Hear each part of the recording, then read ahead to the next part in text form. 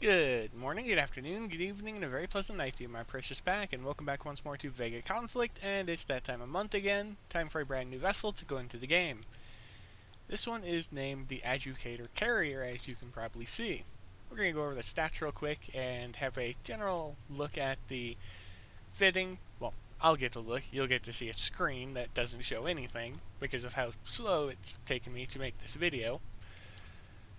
But let's jump right into it, shall we?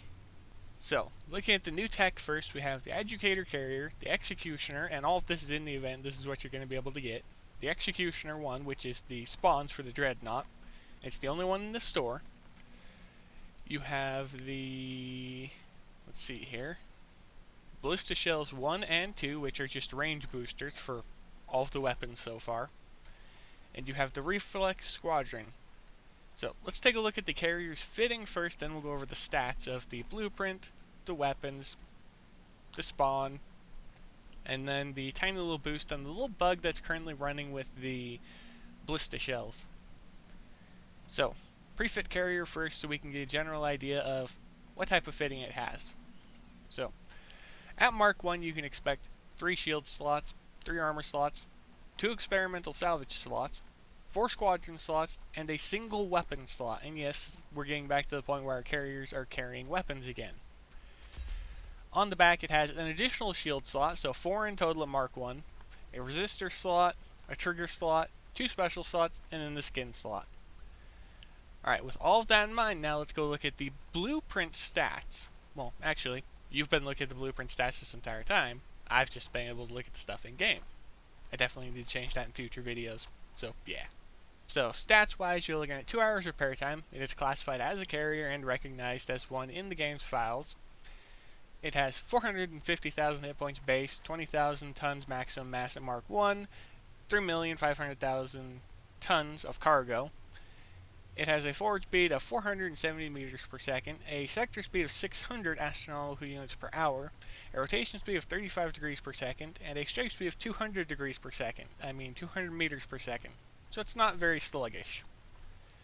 As for the modifiers and things like that, let's just start right from the top, go right down, then we'll go into the special areas, which is the integrated reflex system and the resistances. It has a 50% increase of damage against Spectre. It has a 50% damage increase against Astral Barony. It has a 100% armor health increase, so any armor you put on it, it's automatically going to double the value of the armor. You have a 50% reduction against modules, specifically damage. You have a 40% hanger mass reduction, a 40% armor mass reduction, and a 40% shield mass reduction. You have no weapon mass reduction though, so keep that in mind. 20% resurgence, which is standard for just about everything. You have 150% increased shield energy, so any shields you put onto it will more than double. They'll get a 2.5 multiplier for whatever the value is. You have a 3-second recharge value, but again, just like every other time they have a recharge value for the shielding, there's always that delay right below it, with the exception of the Dreadnought, which I'll be talking about either tomorrow or next week, just depending. And then the shields can recharge from depleted. Alright, let's take a look at the integrated reflex system next. Right off the bat, we see that it has a field, which we'll talk about once we go over the rest of the stats, but it has fire disruption, charge disruption, stasis, a trigger threshold of 75%, a stasis duration of 3 seconds, and a stasis cooldown of 5 seconds. It has an attack charge rate of 5% per second, so it's fairly slow. It has a cooldown disruption of 35%. It has a defense charge rate of 5% per second.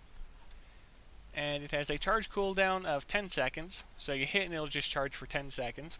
It has a drain rate of 100% per second, and it'll have 5 seconds in its phase before it'll begin to drain if you're not taking damage or actively dealing damage. So more or less you have 15 seconds, depending on your last hit, of just pure drain, of pure time in the thing before you have to get into another fight. Okay, now let's take a look at that field real quick. It has a firing range of 7,000 meters. It has a field range of 7,000 meters. I don't use carriers all that often, so as you can tell, I just don't really care about the field, especially if I'm calling it firing range. It gives all vessels within the area's weapons the ability to apply 30% stasis for 3 seconds with a 5-second cooldown. Okay. It also gives them an additional 5 seconds charge and defense rate, so 10% if they're being hit and hitting. So not bad. It also changes the charge cooldown delay by increasing by 100 seconds. Now that's impressive because that means that the rest of your fleet, while it has this active field, will be able to remain in phase while your integrated reflex system basically permanently. And final two things down there at the bottom are charge disruption and a cooldown disruption. So not too bad overall. Now as for the resistances, we have 10% alien plasma and blight resistance, a 100% alien plasma and blight nebula resistance, 30% resistance against spectre damage, and 20% resistance against astral barony targets. Let's go take a look at these squadrons real quick. So launching alongside of it, we have the Reflex Squadron 1 and the Reflex Squadron 2. Taking a look at level 1 stats first, we have 120,000 damage per second, a mass of 3,000 tons, a flight time of 40 seconds, and a scramble range of 10,000 meters. They have a speed of 7,000 meters per second, so they'll reach that 10,000 in under 2 seconds flat. They have 400,000 hit points, and they're restricted to Tier 12 only. And the reason it's not restricted to carrier only is because the Dreadnought also has squadron slots. So these are being shared with it. As for the level 2, you have 135,000 damage per second. You weigh 3,715 tons. Has the same flight time, same scramble range, same speed, but the health is increased by 50,000. And then it has the exact same restrictions. So it can be put on Dreadnought as well. Now, as for that special I talked about, the Ballista launches in the event, let's take a quick look at that because it does have a bug, as I said. Let me get my tongue untied real quick. So, Ballista Shells 1 and 2. It affects alien blight and plasma weapons only for Tier 12. It has a weapon mass of 7% at the first one, and it increases your range of all weapons by 10%.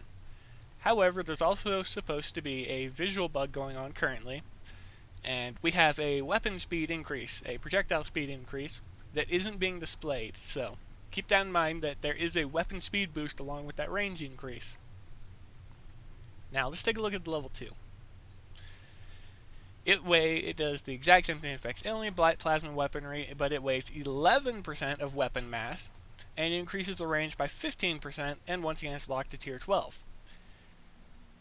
That's basically it. So the carrier, in short, actually no, we still have the Executioner 1 to go over, but in short, the weapons boost could be used for some odd builds that you might want to see on a few different vessels, such as, say, take the Ballista Shell 2s and put them on the Titan to increase its weapon range, whilst also putting something like, say, the maximum range increase special. I can't remember the name of the experimental salvage that does that at the moment. I think it's just a range booster now then. Yeah, range booster, and it increases it by 40%. So you can increase the overhead. Then you can use this to increase the better weapons, and in my case, I'm using the alien and blight weapon. So that benefit quite a bit from them, especially that weapon speed increase. But let's go over the final one and then call it good so I can get out of your hair. So we have the Executioner last. And this is the first of the 2 drones that the Dreadnought will get.